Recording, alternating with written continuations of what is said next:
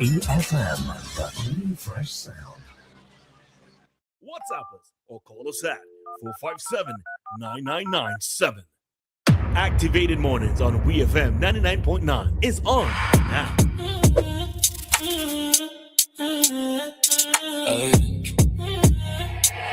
Get me on the beat, so it's a banger.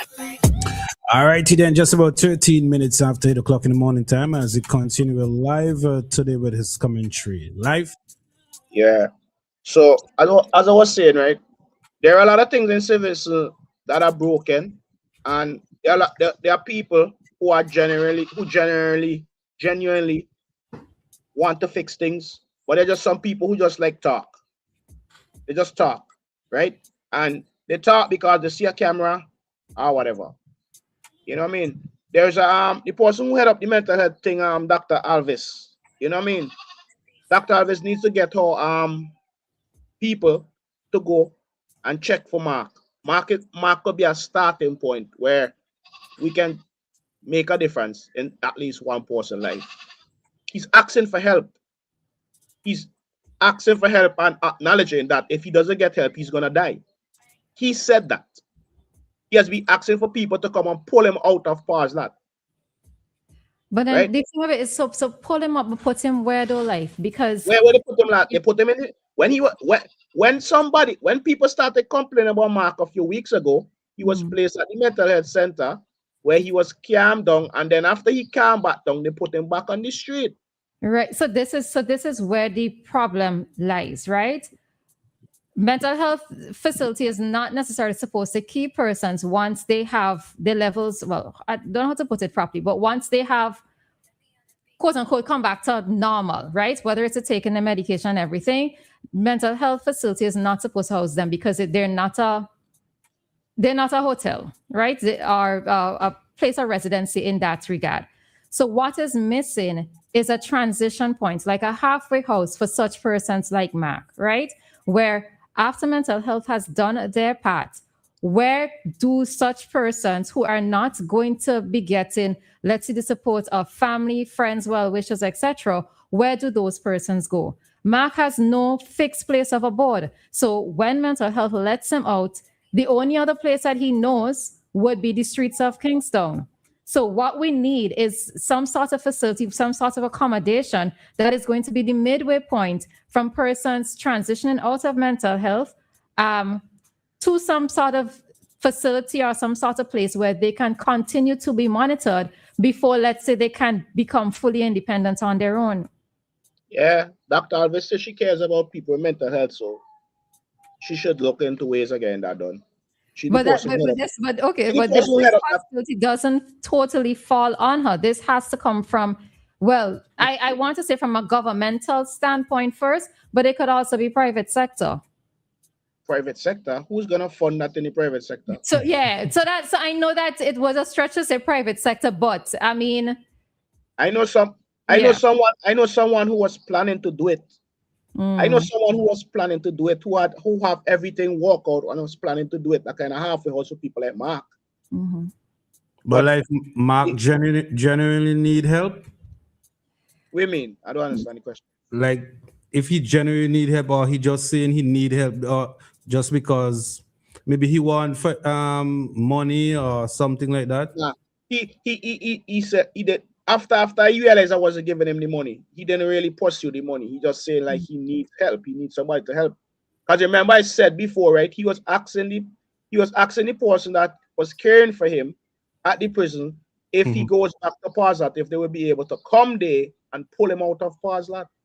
Okay. All right. We have Morning, Kojo. Morning. Good morning. Like, to be honest with you, I know of all these programs out here. Trust me, those people, they just recycle themselves. They come in, they go sobering, they have a place called sobering, they go to the sobering, they spend 2 weeks, Then they go back in the docks area, and they spend another couple of months. And as soon as they release them, because as big as America, they don't house nobody either. As soon as they feel like they think that they're going to send them back, and they think nobody come to pick them up. Some of them have family come and pick them up, some of them don't have. And they go right back to the place that they're used to, they're accustomed. But they know they're going to get a piece of food and probably get a job. So it's an ongoing cycle. I watch it here. I mean, even in the house and people, you have to have like a security to keep people in the house. Because even if you put them in a house, if you don't have somebody to make sure that they stay in that house and they're going to come back out because they're going to the place that they're familiar with. They're not going to stay in that home. It's an ongoing cycle. It's something. Some folks manage to beat it and get themselves together, but a lot of them don't. Because I mean, like Mark is crying. He probably at a point where he wants to change because sometimes they start crying. You could hear that and they really want to change, but a lot of them are not going to change. Trust me. I watch the cycle here. I watch it many times. I see people coming, going, and coming and going, coming and going. Same sort of people. Because the work I used to do, I had to go and deal with all these buildings. Prison, courthouse, sovereignty, because the county owned all those buildings. And I go one building, sovereign, I see the same person. 2 weeks later, I see him in the docks. When I look, so I see him in Villa Short States called for people with mental health. When they come out of the mental health home, they carry them to that house. They house them for about 3-4 months, and then they have to let them go because there's more people coming. They can't keep everybody. The cycle still going on. I'm telling you. And in terms of that truck business, life, even though them truckers still hit them overpass. Them truckers hit them overpass, going left, right, and center. This big sign say 14 feet, and them container truck still hit them. Mm-hmm. So they're nothing new in St. Vincent. Yeah. All right. Okay. All right. Thanks, Kojo. We have to try to start somewhere, man. We have to at least try to give people a chance. Like some people hooked on the drugs and they get help and they're able to keep off it a while and then they have to go back. But not everybody like that. Some people do change, but we have to give people a chance. We have to have something in place to at least give people a chance. Yeah, the thing of it is that so there's this guy Edson who is on the street. I don't know what his street name is, but he told me his name is Edson. I think he went to grammar school back in the day. He speaks very well. When he first came on the scene, I think persons used to see him in front of Randy's. He'll be reading, right? So he's very well spoken and so forth. And I'm thinking maybe something like a halfway house could benefit somebody like Edson. It seems to me, well, judging from his teeth, I'm not sure if he has actually started, if he is on drugs, although he's telling me no, but can't always believe, but I'm wondering if something like that would benefit him, right? But then I'm also thinking of this situation, as Kojo mentioned in terms of what he said, somebody like Kuman comes back to mind, right? Where Kuman got a lot of help and he got a lot of support. Kuman was able to come off the streets. He was able to get a little set up by OT area there. He had that support system that was there for him, but Kuman still slipped. He still fell short, right? So a lot of it sometimes is the willpower and the continued need to want to stay on that right path. So it's a lot of things that come into play here when you come in to try to deal with these persons who have these type of issues or find themselves in these type of situations, because you have some success stories of persons who have probably been able to get off the streets, but you have the persons who made an effort with the help of persons like Kuman, and then we have people like Mark who have absolutely nowhere to go and who doesn't have a proper support system.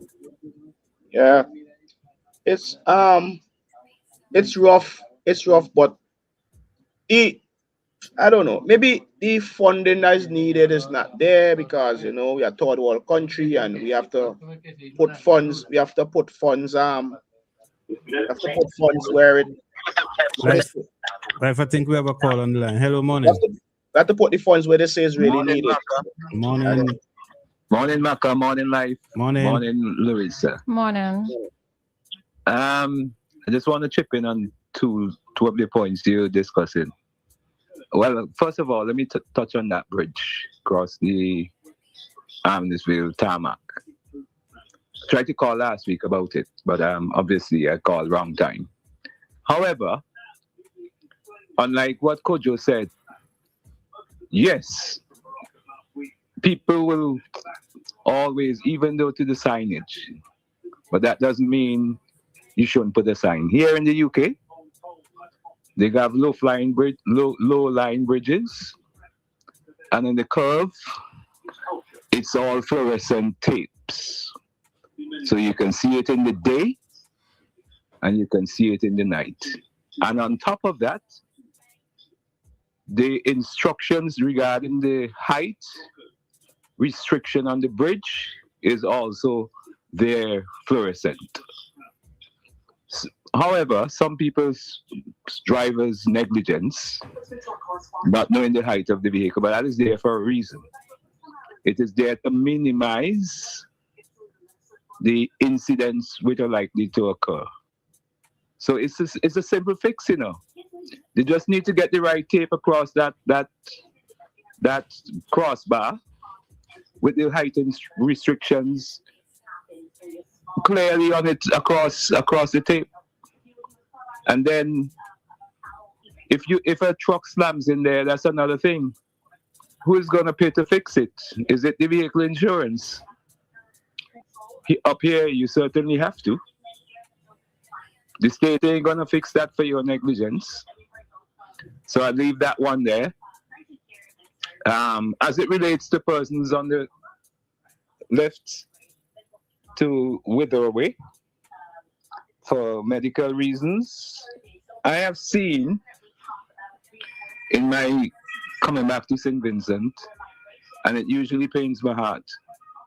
I've seen persons, I'm dealing specifics with the arts, yeah? I've seen persons like Colin King, top class musician, wither away. I've seen Inch, who passed away recently, God bless his soul, wither away. And it's not just pop up today. They've been like that for years. Donkey years, can't get no help. The government need to start taking these persons' interests at heart, because they are part of our society, and the more we leave them on the streets, is the more of a hazard they become to the general public. So, what hasn't been done in the past need to be addressed going forward. I'll leave that there. Okay. All right. Thanks. I 100% agree. Agree with that statement, right? Something needs to be done. We can't just say, oh, they get help and then they go back on the street. Like, that won't happen to everybody, right? Because I know of interventions. I know interventions that help people. I know. Some people get the help and they go back, yeah, because that's just how drug addiction works, and that's how alcoholism works. Sometimes people relapse, but you need the support system to be there. And if we are professing that we care, right? And you're saying that certain things that were said are not true, this is the case or whatever, we need to show that we care, we really care, and help these people, right? Spring can be easily assisted. Spring is in the system. We have a call on the line. Hello, morning. Hey, morning. Morning. Yeah, about the drug addict and these people. No, first thing I say, well, this is not a medical radio station, but first thing I'd like to put in front The man that they go in and they that want to say in exit, that is the man you have to go to. You have to be smart. You have to be smart enough to go to that man. No human being will help can make it 100%. You got to go to the Father and change your life completely for you to stay stable and come back to the right innocence. You got to be so smart. And you see, people believe man and man could just help man.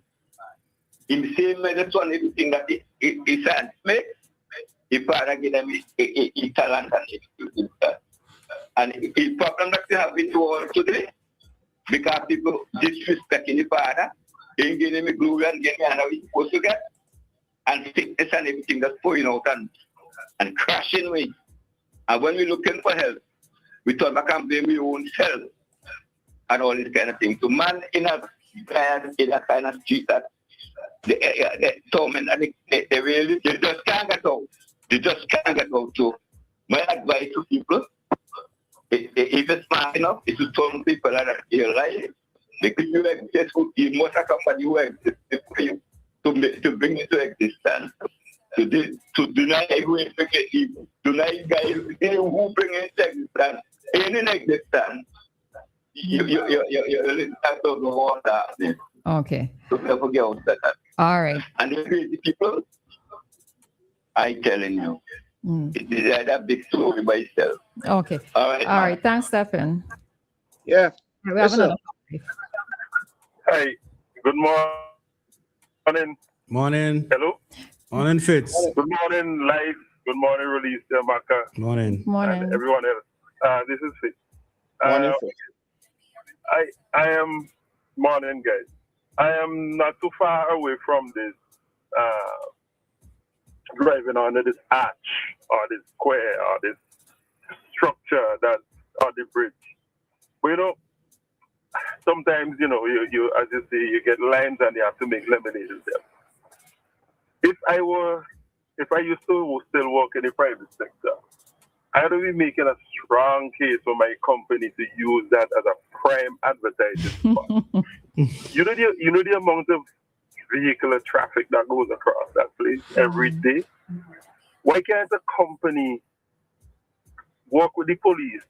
You know, it's a no-brainer for me, you know, because my mind goes in that direction all the time. How do we take advantage of these opportunities? Why can't a company say like it's somebody who does painting or something, use this opportunity to paint that thing over, make it really look nice and attractive, because it looks really, really horrible as it is now. Paint it over nice, maintain it nicely, and put a sign on top of it. Whenever you are maintained by whatever company, and whatever there's an advertising opportunity for you to have a sale or something, use it as a nice public-private sector partnership. That thing is a public good. That thing was erected to save the bridge and to control traffic. But you know, the amount of traffic that travels that place every day, the amount of hits you'll get. Come on, it's a no-brainer. So I'm encouraging the private sector to take this opportunity to partner with the police and help the police to maintain the structure. Put the proper signage there, because the signs around there is not proper. You know, the police can't tell me, oh, there's a sign up, but you have to look to see the sign. The sign's supposed to be in your face. You know. But you know, as you're saying that, there Fits. I'm there thinking of I hear no echo. Who you are? Yes. Oh, all right. I don't know. I'm so sorry. Okay. That's my problem. Okay. As you're saying this, I'm thinking of maybe it being done in an electronic way. So you would have like flashing ads or something across it. But my only thing, because it might actually be a good thing for advertising. But what crosses my mind is if somebody runs into it, who is going to fix it? Well, it says that's where the partnership is, right? Somebody will run into it, but your amount of advertising it's crazy. You're not paying for it, you know. That's free advertising opportunity. So you have to take the, as you say, you have to take the swing and the sway and the swing. Yeah, you know, sometimes you have to cut your losses, but think about the overall benefits, the advertising benefits. Or maybe if we it, see, if it goes bad, your brand is on it. You're supposed to maintain it because you want your brand to look good. Yeah. or even if we see it fancy enough, we would not look to run into it.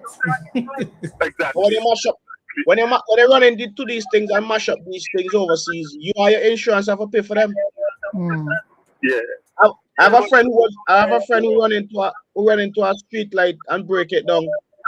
And they took his license until he paid for the street light, and that's in Canada.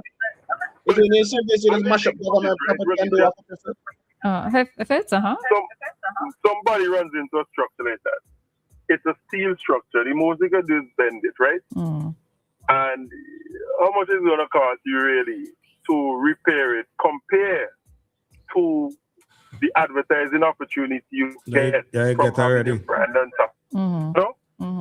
Well, I'm standing right here and saying, boy, look, if I could get an electronic billboard on top of that thing would be crazy. Or just to put a sign to say, shop at Jack's this Christmas or whatever. You know, I'm just calling somebody, just giving Jack some praise. But it's something that we should really have the private sector look into as an opportunity to partner with the police to get that thing right and make it look more attractive. It's ugly.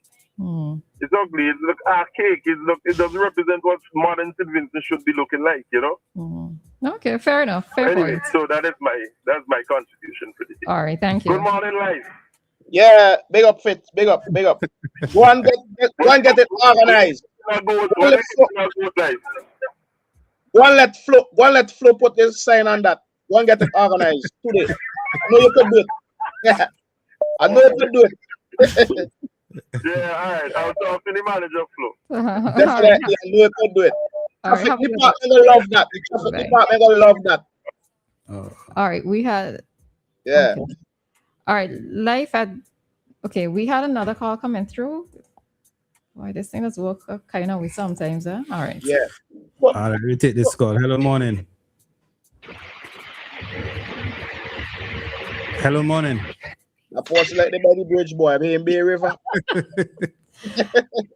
Hi, good morning. Yeah, the answer, yeah. Hello. We hearing you loud and clear and everything else going on in the background. Good morning. Yeah, the answer.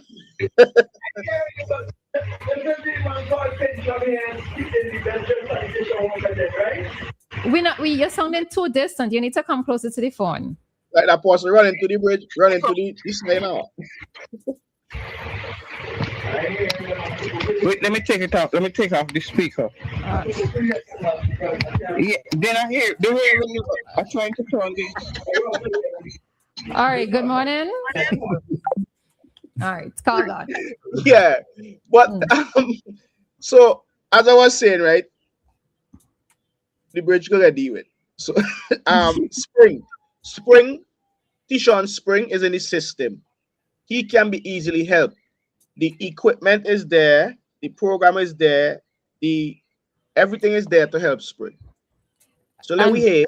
Because he's confined as well, the likelihood of him being exposed to anything else, likelihood. He's in the system.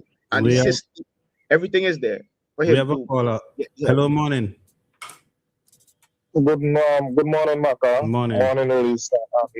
Mr. Compton. Morning. I'd just like to zero in on two things here. One with I think it's Wizzy spoke about the bridge. In these international countries, as what Wizzy said, is rightly correct. They have the measurements and they have these highlight tapes. So is you know to learn the height of your vehicle to know, well, I cannot drive in this area under the bridge, is I'm gonna scrape the top of my vehicle. The other thing, it have this it have this mental guy in Camden Park. They used to call him Pipey. I don't know if Maka remembers him. I know him. I know him. They still call him Pipey. He's being tongue sometimes. Yeah. Oh, Yeah. Yep. Problems. Yeah. Yeah, but what I'm saying, society, I don't know, just don't want to give these kind of people a chance in life. You know? Because that guy used to work with me. Anytime he's good, he come and look for me, wherever I'm working, and he just start working. And I have another one, Maka, they used to call him Cat. I don't know if he's still around as well. Cat. I can't remember. Guys, yeah. I can't remember that one. Yeah, these guys used to work with me. But how I long should ago say the Pipey guy used to work with you? Because ever since I know myself, I know him to be that way. Yeah, because both of us went to school together. Oh. You know?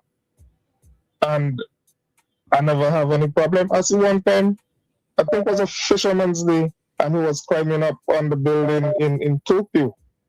And he saw me and he just came down. So the problem is society fail to give these people a chance in life.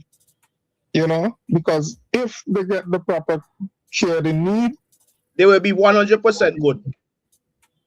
Of course, I agree with you, Cont'd. Well, I'm not sure to say they'll be 100% good, but they have a better chance at being good. Remember, it's not just about society giving them a chance, because we have seen cases of society giving some persons chances, but they've still regressed. Roleza, some of these people just need some simple medication to be good, you know. Simple medication, you know. Yeah, but you remember sometimes too, one of the issues is yes, you telling them that they need to take this medication, but them actually taking the medication is another issue. Some of them don't want to take the medication because they feel loopy, they feel out of themselves. So you can't ram something down their throat. No. They feel out of themselves. They feel out of themselves because they're being given the wrong medication. I'm talking about them being given the right medication. That's what I'm talking about. Give them the right medication. A lot of them in the system in St. Vincent are being given the wrong type of medication, so making them feel like if they don't want to take it. Well, I ain't just talking about the people who are administering the medication are not versed on these things. Okay, so my comment is not based on, because I've not had an experience, let's say, with a mental health person in terms of them taking medication and so forth. But anybody who knows me knows extensively. I look at a lot of documentaries, and one of the things that they tend to say with some of these persons, why they come off medication, is because they no longer feel like themselves. So I'm not even talking about in a local context. Because it all surrounds what we are speaking about. Give them a chance, proper supervision. Yeah. Proper supervision. It's like I'm sick and I'm going to the doctor every 3 months. I'm keeping my appointments. But these people, they don't have. We have the Liberty Lodge Boys Center. We could house some of these people there. Make sure they go to the appointments. And I understand too, I think there's a girls center down somewhere in Layu, somewhere down there. I'm subject for correction. Yeah. There's one down there. The problem there. is these people need proper super. Look what Mr. Compton was saying this morning. Our iPad was left for this guy to continue his program. These are simple things that could send these people back where they came from. And as a society, we need to check up on these people. Look what happened in Bali. This mentally guy just walking and do what he have to do to this other guy. If these people are properly supervised, we won't have these problems. All right. And it's time enough. Okay. All right. Yeah. So I get you, but we have another call. Yeah, sorry. And another call coming in, and life also needs to go. So I'm trying to bring the program to a close. I know you always give me 50 seconds. So you get more than I get 5 minutes today. All right. No, man, me know you very well. All right, have a good one. All right, back tomorrow. We will continue it. Final call coming through, and then we would wrap up. Hi, caller. Good morning. Good morning. How you doing? We good, and you? Yeah, I was. Caller? Are you hearing me? We're hearing you. Go ahead. Yes, are you hearing me? Yes, we are. Yes. It have a lot of guys on the road that they call vagrants. Some of these guys are very educated, but the attitude of them on drugs is not allowing them to be positive. I am calling on the Minister of Health to make an immediate move to get these guys off of the street. These guys come from good family, good people, and they just turn themselves on drugs and damaging themselves. I'm calling on Mr. Cummins, as he said, because he's a man like to hear people talk and this and that. I am calling on Mr. Cummins to get the vagrant off the street. It could happen very easy because, look, they have a building just built on Miss Peter School in Kingston Park there. That abandoned right now. Very big building. You could take them off the street, get them cleaned up and put them there. It have the center of Lag Height and in Sharps. These are space so they can't come and say that they have nowhere to put these vagrants. It have a lot of abandoned places the government need to fix up and get these vagrants off the street. I'm begging Mr. Cummins, please. Okay? Okay. All right. We hear you. Thank All you. right. All right. Take care. All right. Life. Yeah, I hope that spring is only 14. There have been some cases where we saw 69. we have been some cases where young people have been incarcerated for serious crimes and they have gone through teaching and CXC and end up getting subjects and come out. There was this young lady who had killed one of her friends, stabbed one of her friends in the Great House area. She went to prison and she had her whole education wise and she sat subjects and she got them, and I understand that she's doing very well now. So there are instances where people have been rehabilitated while in prison. I think it's according to who takes focus on you while incarcerated that you get you. You know what I mean? So things have been put in place for Spring to succeed, and I think his incarceration is probably going to do him better than him being free. Because when you listen to the whole feedback from the society out there, when he had that issue, it was saying that both of the youths were going down the same road.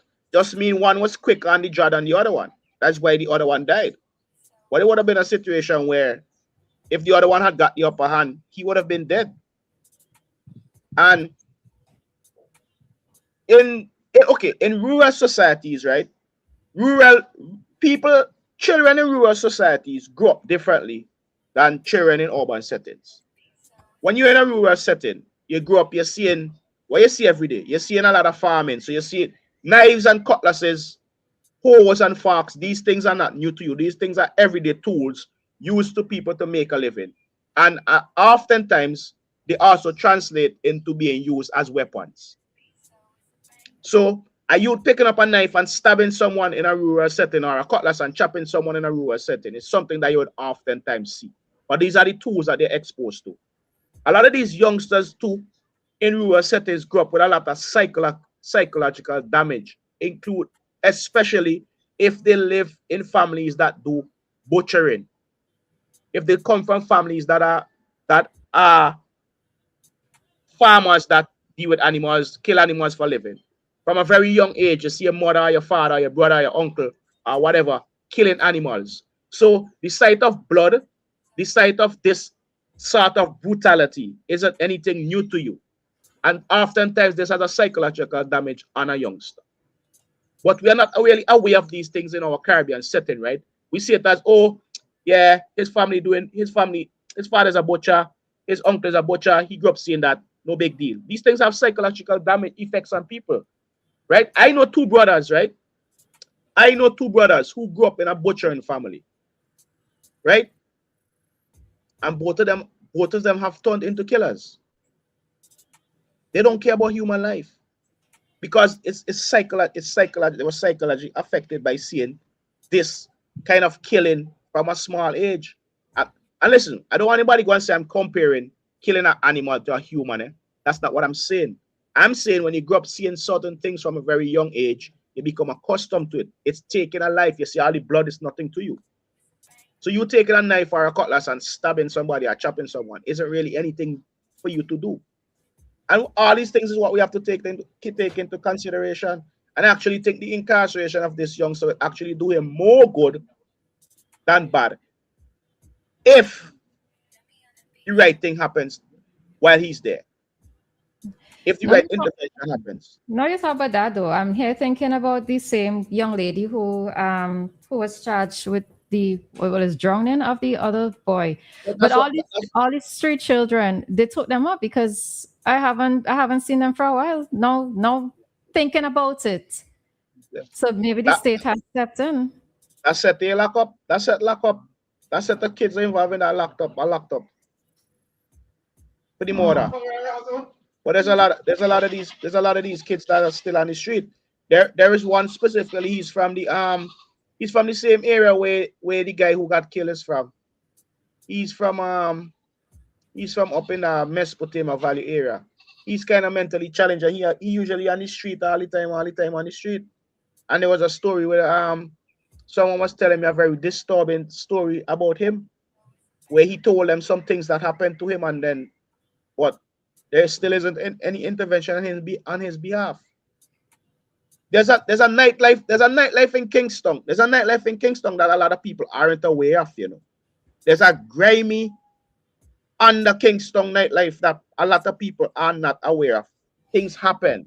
And tell me, as you talk about that, the other day I passed across by what cinema was that? That might have been Cinerama Lyric.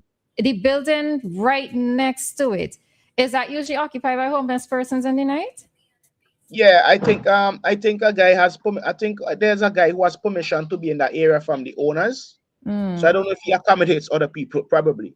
But there's one who has permission to be there. Okay. Not the cinema building, the building right next to it. Yeah. I think one has permission. So one of them guys has permission to be there as a kind of caretaker. So yeah, I see that's a whole living area for people, right? Yeah. But as I'm saying, there's intervention that can be done successfully to help people, and if we help one, we help one. If we help one and 50 get away with 50 get away, but at least we try to help one. You know what I mean? And maybe that one comes back and try to help someone else. But there are things that can be done that should be done. There's a very well kept secret in St. Vincent. There's a halfway house for girls that is a secret in St. Vincent, operated by private individuals. That's right? Long book comment. I have no idea where it is. It's a secret kind of like, I don't know where it is, to be honest. And it's operated by private individuals, right? So I think that it wouldn't take much for the government to go down that kind of road. The farmer administration never really did it, but we're supposed to see changes, and we're supposed to see a kind of new mindset where, maybe this administration could seriously think about establishing a comprehensive facility to, not just for the girls, but for the boys too now. We could start off with 3 girls, 3 boys in an area somewhere, in a facility somewhere. We'd rather start off with 50 and 60, but we could start somewhere, and maybe other private individuals come in and help.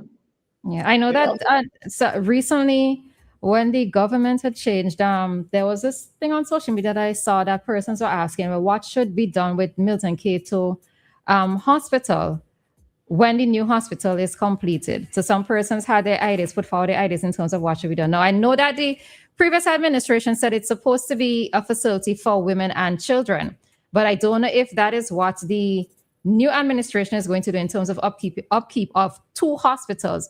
But persons had ideas in terms of put forward of what can be done with the structure, and maybe part of it could be used for proper rehabilitation. Yeah, that would be a great place because it's easily secured. It's an area that can be easily secured. It has a lot of rooms, it has baths, it has kitchen, it has everything. That would be a great idea to use part of the facility for something like that.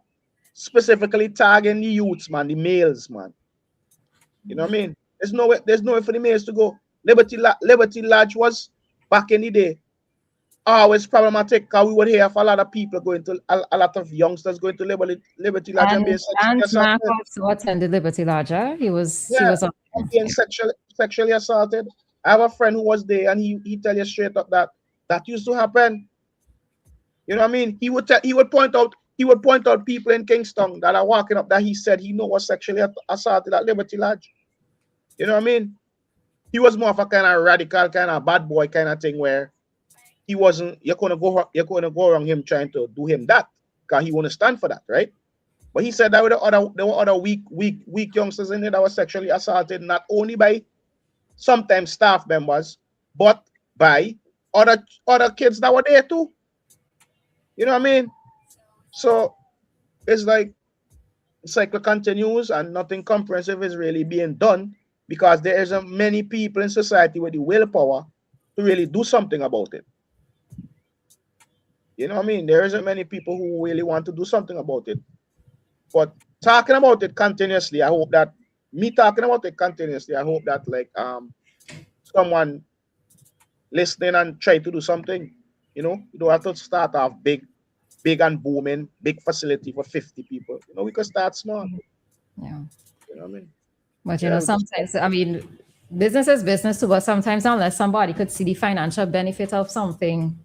Well, I think the facility, because even with the facility, right? Is this going to come down to government expense?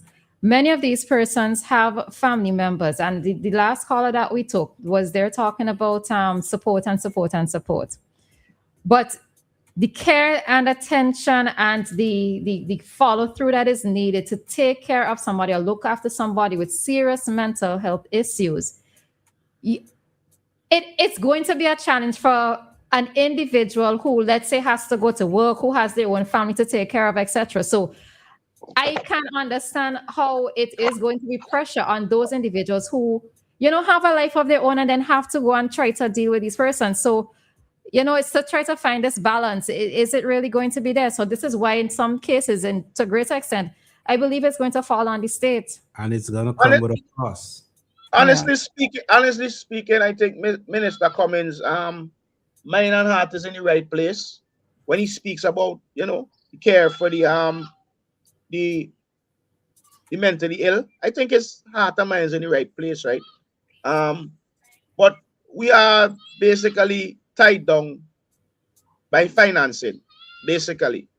But then we are also tied down by people who have the positions to try to help. They don't really care about helping.